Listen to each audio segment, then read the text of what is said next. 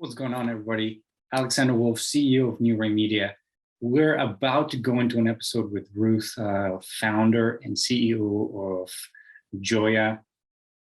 Great conversation about health, entrepreneurship, e-commerce. Get ready to sit for an hour and really get lost in the conversation. So I hope you enjoy.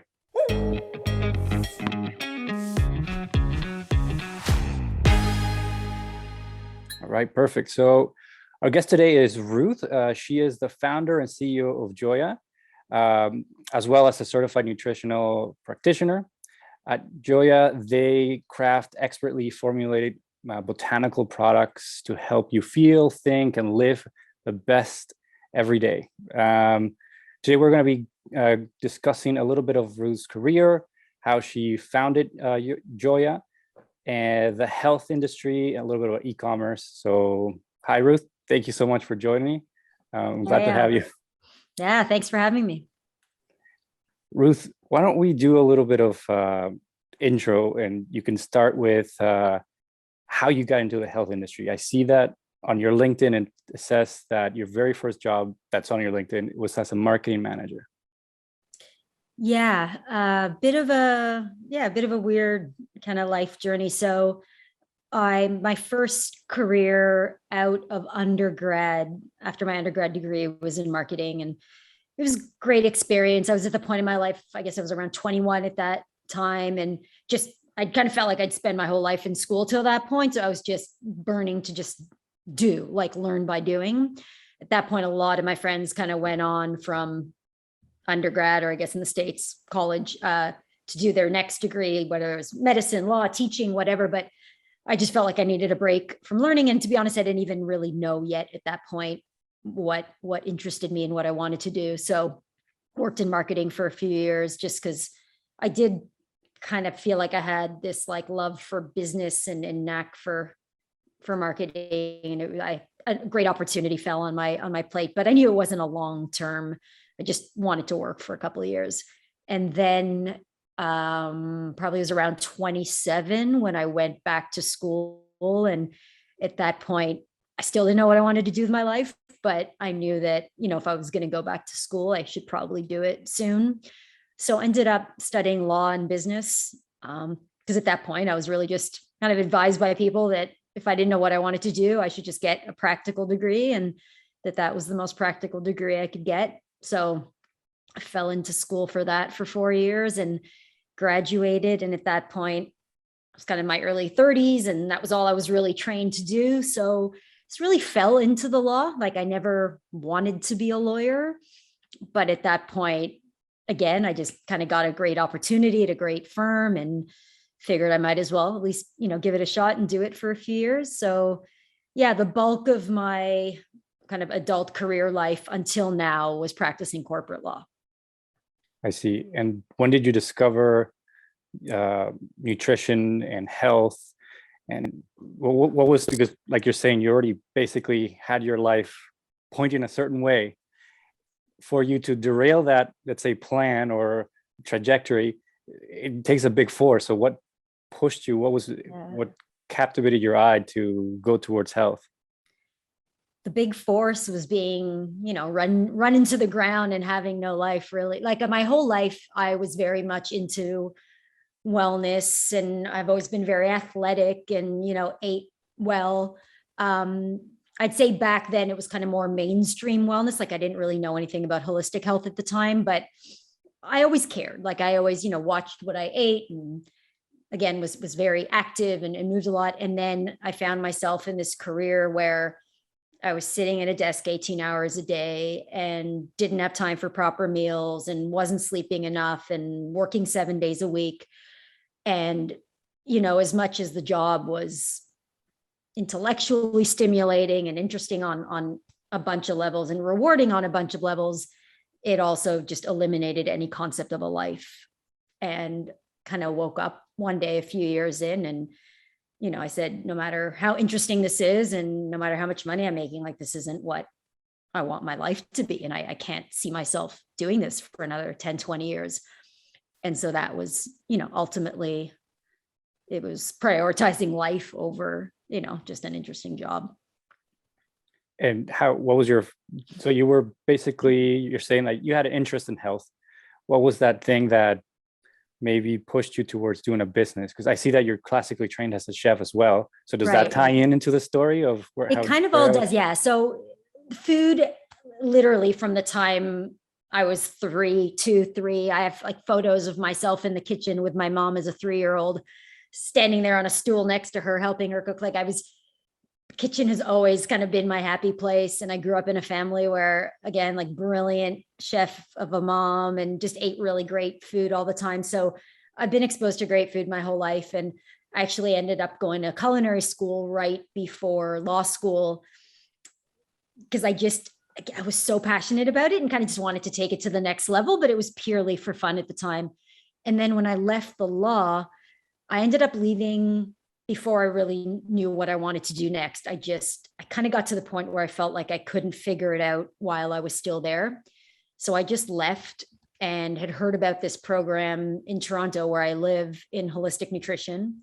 And it was a 1-year program. So I kind of just figured, you know what, take a year to clear my head and just figure out what I'm really into and what I might want to do. And why don't I, in the meantime, take this program? And again, I've always been into health and wellness. So just an opportunity to dive a little bit deeper and reconnect with health that I kind of have felt I'd been a little disconnected from for a few years.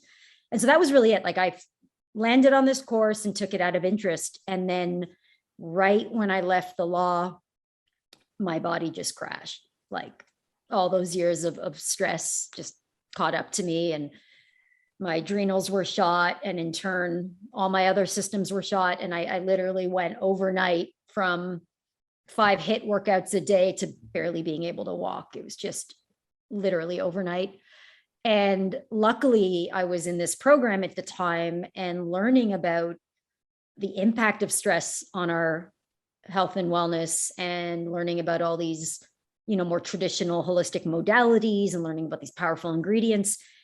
So you never want to get sick, but I was lucky that it happened to me at a time where I was learning these tools and these techniques that I would have never known about before. And had I run to my GP, which I did, because at the beginning I thought it could be something, I didn't know what it was. So I went for blood tests and all these testings. And of course my GP was, yeah, you're fine. Like, on paper, you're fine, and labs, you're fine. And I'm not fine. But so it was lucky it happened to me at that time. And it was really everything I was learning, again, about how stress impacts the body and how our hormone systems, need to be in balance, and these powerful ingredients, that ultimately healed me. And because I had that powerful personal connection with holistic health and a lot of these ingredients that are now in our products, it really made me realize how important knowing about and having access to these ingredients are. I came from a world where I'm not the only person that has a stressful job and has a stressful life. And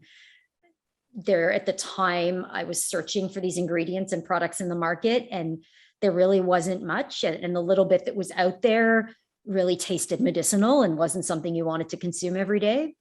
So that's kind of, as I graduated from the program and was really thinking about what I wanted to do next, that's when I had this kind of eureka moment where I said, wait a minute, like, there's a major gap in the market. Like, we need access to these products, but there's nothing really either trustworthy or that tastes palatable out there. So that's kind of what JOYA came out of.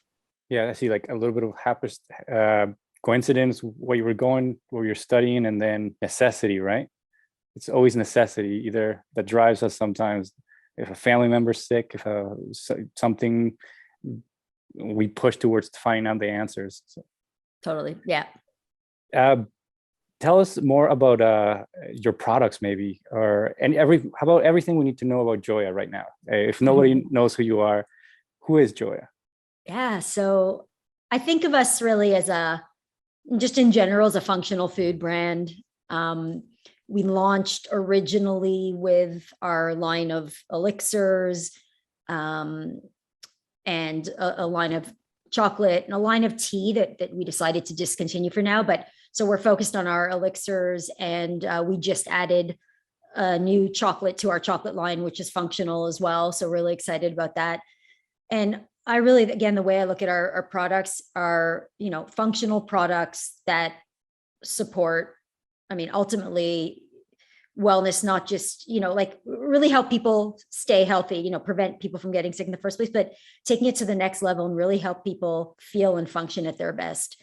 So, of course, it's important to eat super nutritious food and it's important to move, but sadly, we live, again, in a society, in a world where we're putting a lot of extra pressure on our bodies, whether it's environmental or physical, the way we sit all day, lack of movement, what we eat, stress, emotional. It's all, the body doesn't discriminate between different types of stress. The body really takes it and experiences all the same way.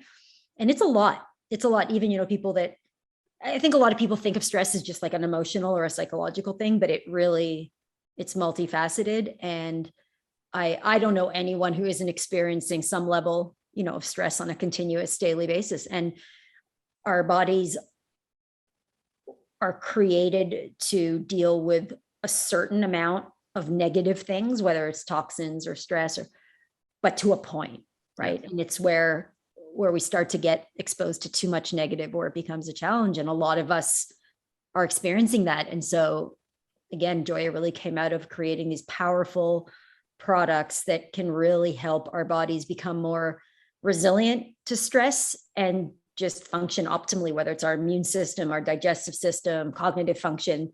So our blends each kind of have different benefits that they focus on, but they all support functioning in the body, and do it in a way that, again, is delicious and we want to consume every day. You can pop pills, but a far majority of people don't like popping pills every day. And you can take medicinal tinctures that taste like alcohol. But I really, with my culinary background, it was really important for me to create products that are medicinal in their power, but like delicious food in their experience, and that people would actually want to consume every day. Yeah, that's something that I always, it keeps running through my mind constantly, of creating for people to consume something. It has to be so simple. Even to do something, you have to put it so easy for people, because so much things happen. You already have to think about your mortgage, your job, all that stuff. So like, if you're gonna put a new product out there, it has to be so easy. It's like so good to eat, even just entice them so much that they're dumb not to take it. Almost feed them to yourself. So that's my mentality with products. Is right now I've been developing a beef jerky brand with a partner, and maybe that leads into my next question.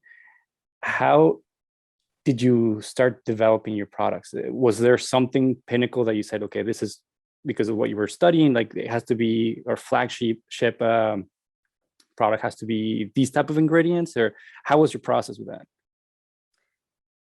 It's a good question. So JOYA was actually originally a restaurant concept, or like a healthy cafe concept. And the blends we sell today, in their very first iteration, I actually conceived of them for wellness lattes on our menu. Okay. That was kind of in their early formulation. They've evolved a bit since then, but when we had decided to pivot from that and shift towards CPG, and I kind of looked back and decided I wanted to kind of take them to the next level and really make them supplements, like really make them comprehensive formulas that were truly efficacious and kind of more medicinal than just like a healthy wellness latte. That's when I said, okay, well, then what are the benefits, right? I want to offer, and what are the benefits I want to offer for each one? So we have 3 blends, and it was really just about deciding. So these are the benefits I want each blend to have.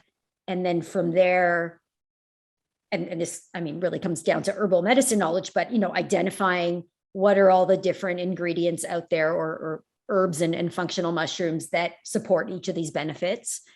And then there's just a lot of narrowing down and testing from there, like so if these are the, 10 best ingredients for cognitive function, which ones are actually synergistic and complementary, right? Some herbs don't work well together, right? Or aren't particularly synergistic. So which ones are synergistic? Which ones then from there, would also taste well together, right? Which ones, it was just a lot of like, I mean, that's simplifying it, but that was basically the process of, first just deciding what benefits I wanted our products to offer.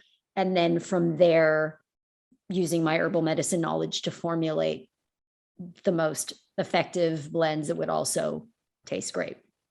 Is it a part of the business that you enjoy? Because I'm thinking with your history in law and research and constant reading, and that's basically what content development is, right? I mean, product development is, right? A lot of research, a lot of testing back and forth, very organized. Is that part of the job that you enjoy? To be honest, I wish I had more time for it. I mean, I love that part. And of course, I'm not gonna just develop 100 products and try to sell 100 products. But so we've kind of, put a pause for now to first, really try to get the name out there with our initial line. But I would love to just spend my time basically doing marketing and product development. I mean, if I had to focus, I don't particularly care about, dealing with finances and just a lot of the more, the legal, as much as I was a lawyer, the law never really did anything for me. I mean, I'm lucky as a business owner that I can deal with that part of the business myself, but I don't get jazzed by the law. Like it's a nice skill to have, but creating our products and then figuring out how to share them and market them, to me, if I could just focus on those two parts of the business, I'd be in heaven. That's great. Is your business majority direct to consumer? Because I see that you have a couple of stores that carry your products. So what kind of positioning for your business or strategy are you using right now, or would you like to implement for your future growth? Is it mostly third party selling your products, or are you really pushing e-commerce, your own e-commerce? For now, definitely not just our own e-commerce. So for now, mainly e-com, but a mix of direct and third party. It just, we're still really a startup. We're still small. We're still a tiny team. And if I've learned one thing, it's that if you try to do too many things at one time, everything suffers, right? So we've decided to, at least for now, focus predominantly on selling online. And again, that includes, direct to consumer, our Amazon channel, and third-party retailers that we really believe in and feel share our values. And so in the States, also because we're in Canada and the pandemic hit, just months after we launched, my original plan was to go down and spend a bunch of months down there and, do business development and really try to build the network, but then I wasn't able to. And so it really limited us for the first year and a bit to just being online and really nurturing that channel. And then we finally launched in Canada a few months ago. And here it's a little bit different because we decided, just due to different costs and the size of the market up here, that we wouldn't do direct to consumer right out of the gate. So here we are focusing on our own e-commerce Amazon store, and again, partnering with a couple of the kind of top wellness e-com retailers up here in Canada, while we work further on figuring out how we can best do direct to consumer up here as well. But yeah, I for the foreseeable future, there's a handful of retail, like actual brick and mortar stores we're in, and I wouldn't negate that part or not, turn someone down if they wanted to carry our product. But just in terms of the bulk of our sales efforts and where we're really focusing our energy is online, because truly the nature of our product, again, it's not just a snack that you might have once a week, or it's a supplement, right? It's something you use daily. And for something that you use daily and you never want to run out, the easiest way to purchase it is just, to subscribe, know it's going to be delivered as soon as your pouch is empty, not have to worry about it. It really just is the easiest and most cost-effective way for consumers to purchase the product. So of course, as a startup, there's the challenge of getting the word out there and getting the name out there. But yeah, the flip side is it just much, much easier for the consumer. And as a tiny company, also easier for us to manage in the early days. Yeah, it's even a great strategy, right? Even if you're giving your product to a third distributor, third party at cost or even a slightly loss, because like you said, your sales are repeat customers that are going to end up going to your website and subscribing for a monthly type of thing, right? So I can see it. So right off the bat, because I'm thinking, like you said, Canada's a little bit a different beast, right? Because a different market. You really want to be targeting US, right? Which is a little more developed. Is that something that right off the bat you were thinking, or you always thought we'll start with Canada and then jump up to maybe going into the US? No, it was kind of, we were forced into it. So it's funny what you say about the markets. It's, yes, the US is much bigger. And so, the market for these products by definition is bigger, but even in the States, it's the same as here in the sense that it's still a very niche market, right? Like the wellness market is in a way niche in itself, and the functional food market is that much more niche. And then products like ours with adaptogens, I mean, that's even more niche, right? Like the average person today still has no idea what an adaptogen is. And so even in the States, it's not like people all over the country are buying these kinds of products, right? You have pockets and metropolitan centers where there's a bit more, but there's blanket areas in the States where if you went, people again probably would have no idea what these kinds of products are. So even in the States, while those pockets are dense and the markets are big, it's still a very niche market. And it's same with Canada. There's, a handful of major metropolitan centers in the country. And in those pockets, there's demand, but then there's half the country in the middle is farmland, and people there might not be using adaptogenic supplements. So I have an equal, especially being a Canadian brand, I'm so proud to be up here and be able to help grow the functional food market here. For us, the driver that made us launch in the States first was strictly a regulatory thing. And so the regulatory market in the States for dietary supplements, I don't want to say it's unregulated. Of course it's regulated, but it's this quasi-regulated landscape where anybody can launch and sell a dietary supplement. You, as a consumer, you'd like to hope and believe that everybody selling a supplement is doing it by the books and doing what they need to be doing. But the sad reality is that unless you ever one day get audited by the FDA, no one really, knows. Like there's no real oversight. There's no reporting requirements. There's no approvals. You just kind of do it. So there we were able to launch. I mean, of course, we're doing everything by the books and we're lab testing and everything's rigorous, but we were able to launch quite quickly in the States. Whereas in Canada, the similar category is called natural health products. And here it's the complete extreme. You can't market or sell a natural health product without government approval, regulatory approval. And it's a very long, in good times, it's like a 9-month process. It ended up for us being like a year-long process because when the pandemic hit, there was just backlog with a million hand sanitizers trying to get approvals and all that. So it took a long time, but it's very rigorous. It's the same arm of the government that reviews drugs, reviews natural health products, and they look at every single ingredient, the nature of the ingredient and the health claims you're making. And you just wait for, again, we waited for almost 11, 12 months, and then you get a yes or a no. And so here we just couldn't launch right away because we had to go through that regulatory approval process. But then we got our products approved and finally launched here a few months ago. You made me start thinking, you were saying about the Canadian market, even the US market, that there's a couple pockets of cities where there's a little more education about it, more an audience for it.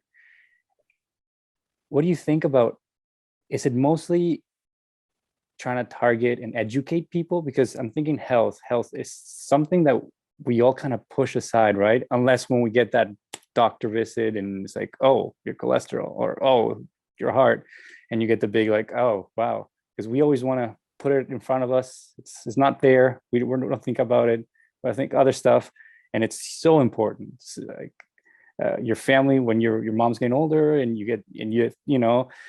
then you're like, oh, wow, health is important. I do want to have my mom another 10 years, right? Or my dad or whatever. And I know in marketing, you don't really want to chase people and convert people. You want to find ideally the people that are already educated, because education takes a lot of time and effort and resources. So are you trying to educate and create a bigger market, or are you just trying to find the people that are already interested in this? Like, where does that thought process go into it? It's actually a really interesting and good way of looking at it.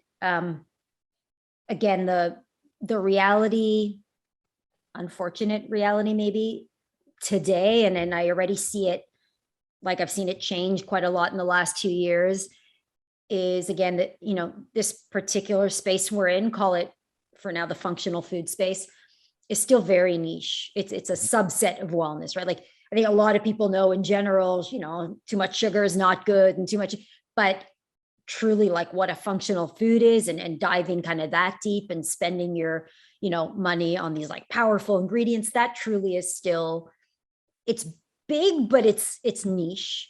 And I think for any brand, especially in the early days where you have a limited budget and, you want to be going after, at the very least, the consumer that already is aware of what you're selling and has some knowledge or interest, or, has heard about it in the media, is interested. I mean, ideally is already in that space and, using a similar product, unless you're totally developing and innovating something new. So of course, like I didn't, invent adaptogens and functional foods.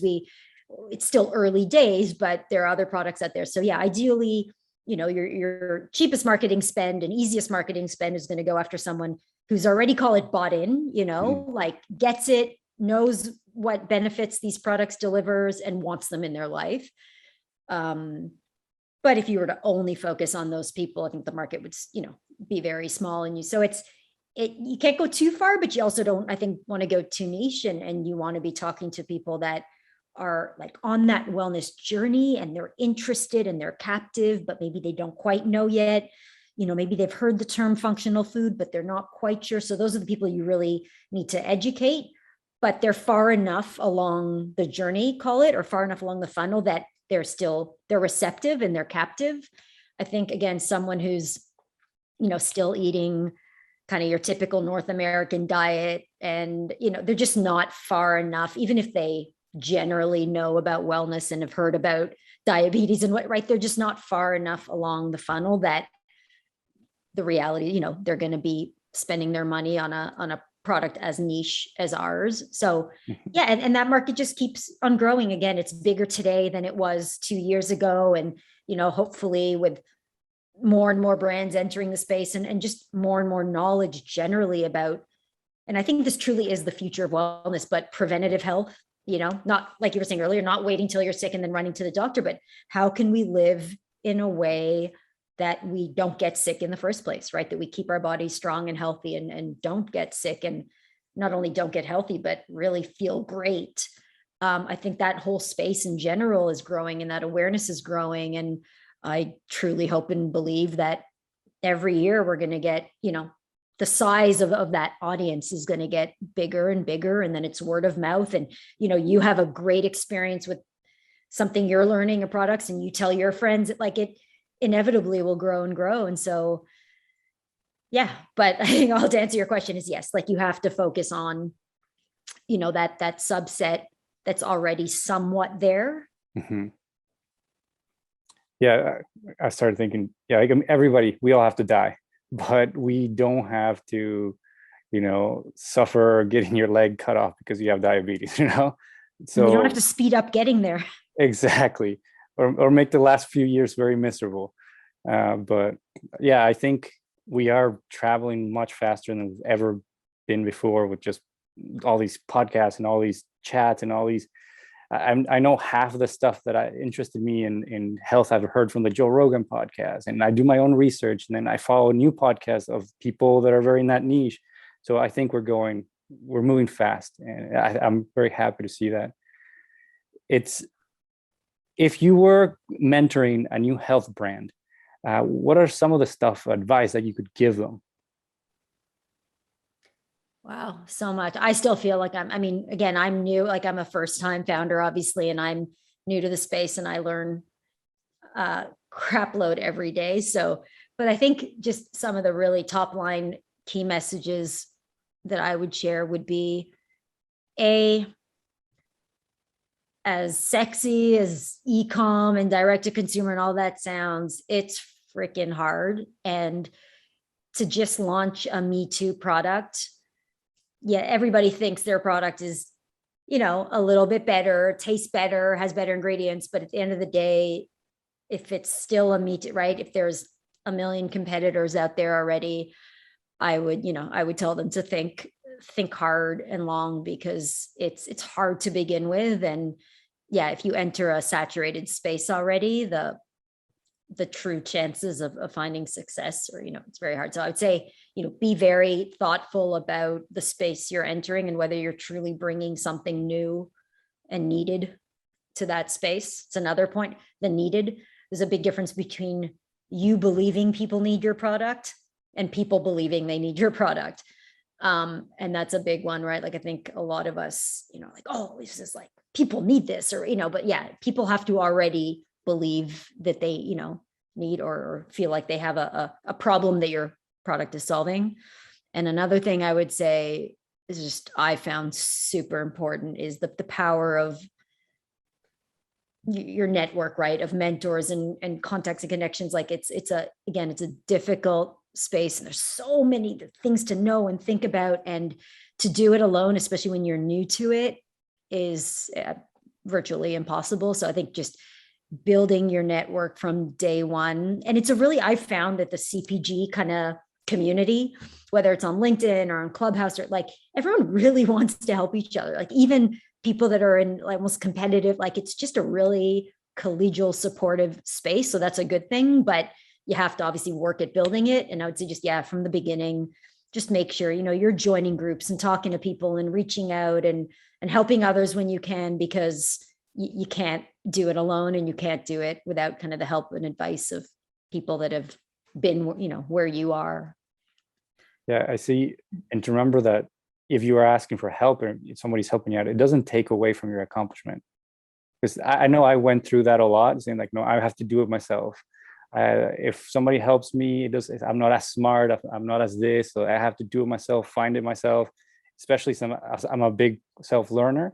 But I guess the biggest lesson I've learned so far now is that it doesn't take anything away from me asking for help. It actually, gives me more at the end. And if anything, like, every person's product or situation is unique anyway. And someone can give you tips and advice on how they did it, or, general best practices, but there's still always going to be so many nuances when you apply that to your space. So you're not, having someone teach you or help you with, giving you general tips about how to look at something or how to approach something, there's still tons of work for you to do, and no guarantee of success. So I wouldn't reinvent the wheel and start, it's a very evolving, like, I think back to when we launched, not only was it before the pandemic, which threw off, even some of the most established brands had to rethink their marketing strategy when the pandemic hit. But then in the past year, like, the first round of iOS changes, which, and then the second round of iOS, it's just, so even the most established brands, like, the industry and the space is constantly changing.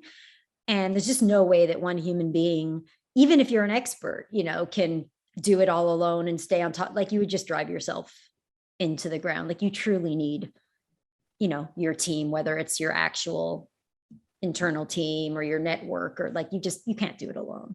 Yeah, with the new current iOS changes, it changed everything. And I think it pushed us even more towards what it was going to be in the future anyway, which is creating your own brand and really engaging with people and really having your clique, you can say that.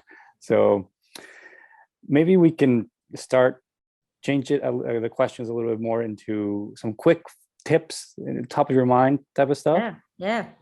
Maybe first one, this one's a little more for me and maybe for everybody else. What are adaptogens? Yes, probably should have started with that. So on the simplest level, these are a group of herbs and functional mushrooms that have been identified to all do kind of three very specific things, and that's help support hormonal and nervous system balance in the body.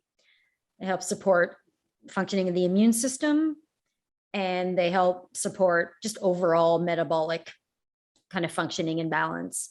So really, when you think about it, just they help balance, right? They help balance almost everything in the body. And that's really important because, again, today we're all exposed to stressors, and the body can only deal with so much. And so you basically have these ingredients that they can't eliminate the stress from your life. That's up to you, right? They can't make your relationship problems go away and make chemicals in the environment go away, but they basically make your body more resilient to how stress impacts the body. I see. And these are all herbs and mushrooms that have been used for thousands of years in traditional medicine, but then over the last 80 years or so have been extensively studied scientifically and proven to all do. So if an herb does one of those three things, it's not an adaptogen. If it does two of those three things, it's not an adaptogen. Like it's only truly an adaptogen if it has been studied and proven to do all those things and be non-toxic to the body. And so that's why there's a very specific list. And 5 years from now, there may be more herbs that, get added to that list as they're studied and proven. But at the time right now, I think we have about 10 in total that are have been studied enough and proven to actually satisfy kind of the test. That's fascinating. I love learning about this. Next question. What is something that you're very excited right now in your industry? Oh, wow. There is so much. Again, I just, in general, like in the functional food space, I just feel like we are tapping into so much, and just the innovation and being able to what I see, at least, and it could be from one customer even, but just knowing that you can create a product that truly changes someone's life. Like when I get a message from a customer that they've been suffering for inflammation, like pain from inflammation for years, and within a couple of weeks of using. So we have one blend that's particularly anti-inflammatory, our turmeric blend, that are having life-changing, like that they can now function, like things like that. And when that there's brands out there creating these products that are truly helping people, whether it's with their anxiety and focus, cognitive function, and things that truly change the quality of your life, that excites me so much.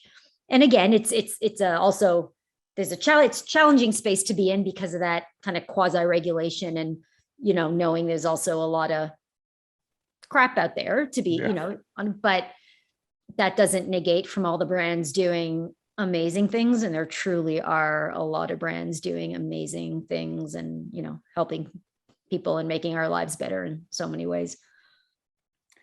3 tips anyone can implement for a healthier diet specifically, or just healthier life, let's say. Cool. Life. Maybe let's keep it to diet, because there's so many things you can, because I would say obviously sleep, and without exaggeration, right? Like enough sleep, the body just does not function. You can pump all the adaptogens and whatever you want in your body, but if you're not getting enough sleep, it's like you're wasting your money. So yeah, but dietary wise, I would say, again, I'm going to keep it super simple because these things are so, like water, again, our body is 70%, it's and not enough water. Your body can't flush toxins out. That accumulates and causes issues, causes inflammation. Truly getting enough water and keeping your body flushed and hydrated is one of the most basic, important, doesn't cost you a penny, but such an important thing to do. The sugar piece, is really important. Again, it's not the calories, it's again, the inflammation. Inflammation is truly at the core of so many diseases and health concerns, and anything you eat, whether it's processed oils or sugar, anything like that contributes to inflammation in the body, again, doesn't cost you, just cut it out, right? It's not even about you have to go buy something, just cut it out. So make those healthier choices that aren't so high in sugar. And on a similar note, just processed food, again, just eat real food, right? just cut out anything that can sit on a shelf in a supermarket for 2 years and not go bad. Like that should worry you.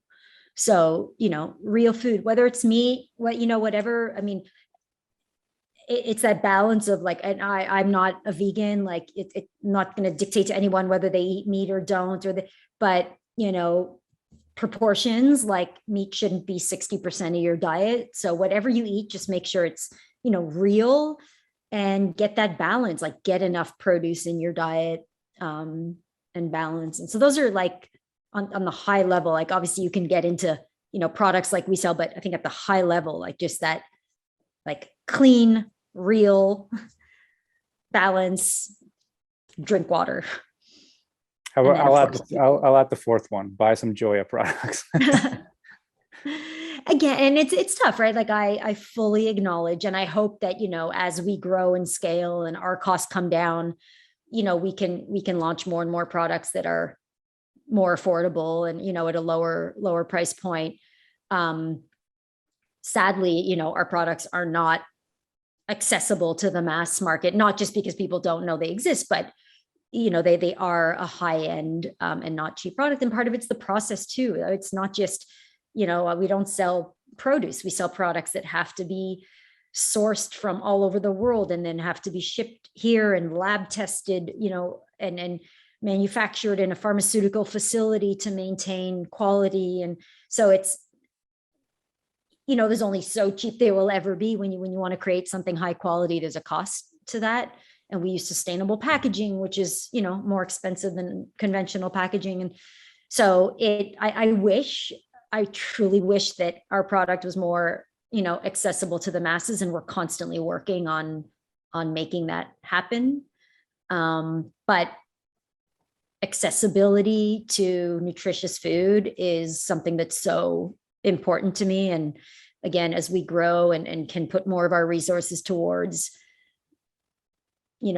funding organizations and donations and things like that, like that's a cause that's near and dear to me. And I'm happy you asked that question about like, what are some dietary things? It's just access to basic nutritional food.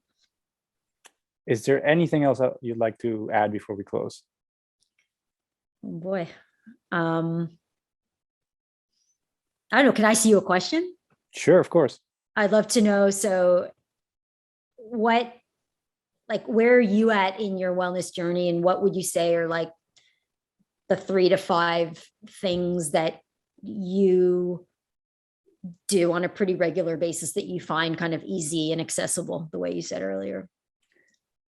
I think I'm on the knowledge base. Like I like to consume a lot of content and learn about different things, and I go down rabbit holes. So in certain areas, I'm very knowledgeable, I guess more than the regular person.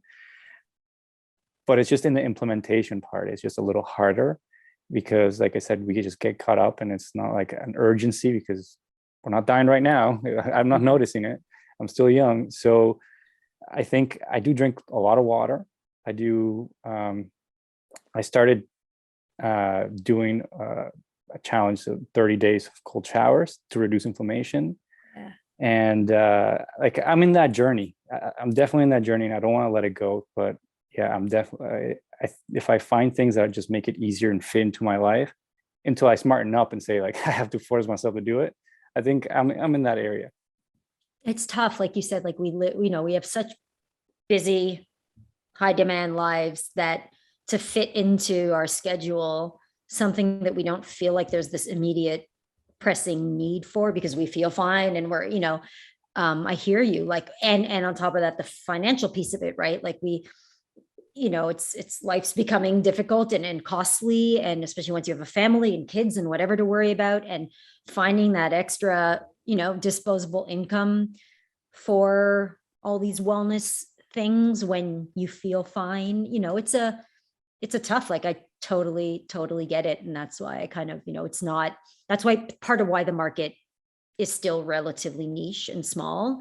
There's not all that many people that are willing to spend a good part of their disposable income on things that they don't feel an immediate, especially once they've paid for their mortgage and their food, so it's a small market, but that's why I always go back to, and I love that you asked the question, is like, what are the basic things? Like, what are the easy basic things that you can do without spending, a bunch of extra money and they're important for everyone. There's no point in spending your money on fancy products and ingredients if you're not doing those, free things first, because these products can't compensate for bad lifestyle choices, right? If you're not moving, if you just sit at a desk, 15 hours a day every day, and you're not moving enough, that don't waste your money, do the things that are free and basic kind of first.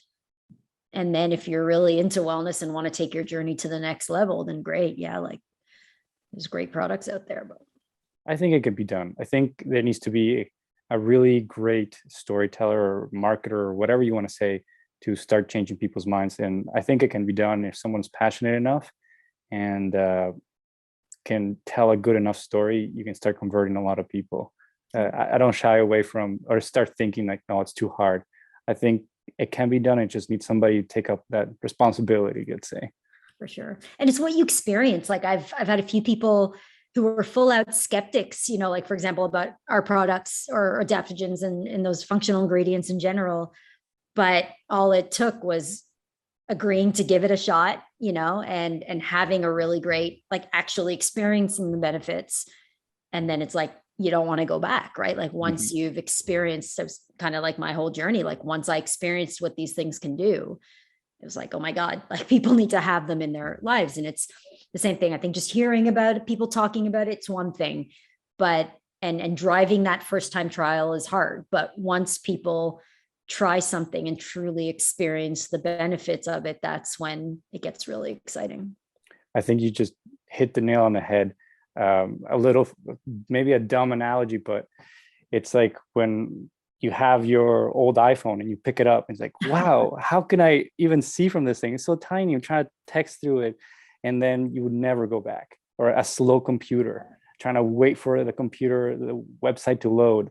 And once you try something better, you're like, I'm not going back to that. So like, yes, you're saying it's perfect. Once you try it and you know what's better and you feel it, you're not going back. And you feel it. It's true. I think also, and the wellness, your lifelong wellness journey, if you want to call it, it's hard. It's like a lifetime of work, right? But I also think about it a lot with fitness, or, it's especially if you're starting from a point where you're not so fit, maybe you're, a bit overweight.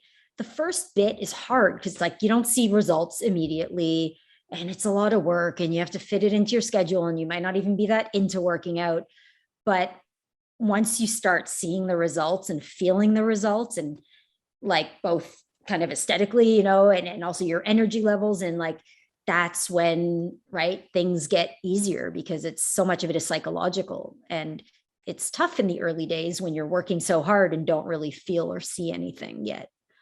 And that's human nature, right? Like you almost feel like you're a rat right? Like you're just doing something for no reason or for no, and that's why I say like the wellness journey isn't easy. It's a lifelong one and it's a hard one. It makes me think of Alcoholics Anonymous. You need that community to get you through the hard parts when you're just trying to get sober. Maybe I was watching a show, that's why I have it in my mind.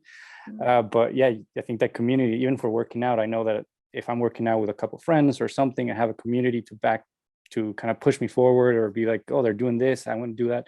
So I think community as well is a big player into doing, accomplishing, and just everything in life, right? For sure. And I think that's why, back to what we were saying earlier about, at least today, they're kind of being geographic pockets where wellness, that plays right into it, right? If you live in LA and everywhere you go, there's healthy cafes and healthy stores, and it's easy to get access to these products. And so many people, or these fitness studios everywhere. Like when you're surrounded by it, it's easier than if you live, I don't know, in the middle of nowhere where nobody, eats well, and it's hard to get access to stuff. And there's not other people around you motivating you. And so I think that feeds into why, you have like a pocket kind of like the New York area, whatever, where wellness is big, and you got pocket on the West Coast where wellness is big. And so it's easier when you live in those communities. And then it's just like, kind of just like a domino effect, like people, are, and then you support each other and you all want to do it. And you go out for dinner, you go to a healthy restaurant, like and so hopefully that spreads. over time.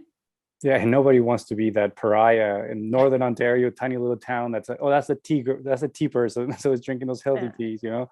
So that's always, yeah, community, definitely.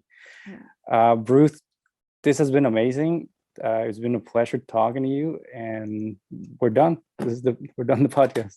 You too. That was fun. All right. Well, thank you, Ruth, and we'll be letting you know when it's ready. Sounds great. Thanks so much, Alex. All right. Bye. Have a great weekend.